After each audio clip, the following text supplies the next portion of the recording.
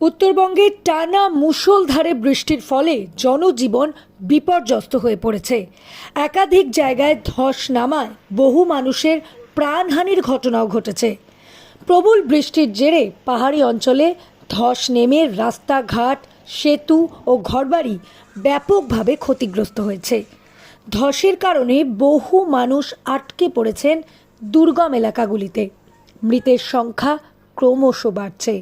উত্তরবঙ্গে বৃষ্টি ও বন্যা বিধ্বস্ত মানুষের পাশে ইতিমধ্যেই দাঁড়িয়েছে সিপিআইএম কর্মী ও রেড ভলেন্টিয়ার্সরা। ক্ষতিগ্রস্তদের উদ্ধার করার পাশাপাশি পৌঁছে দেওয়া হচ্ছে সাধ্যমতো ত্রাণ সামগ্রী।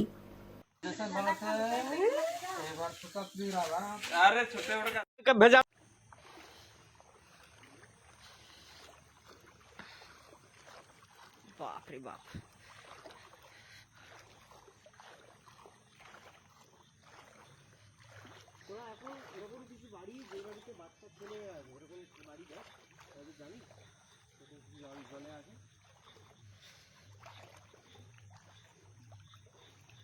আমরা আসলাম কোন দিক দিয়ে না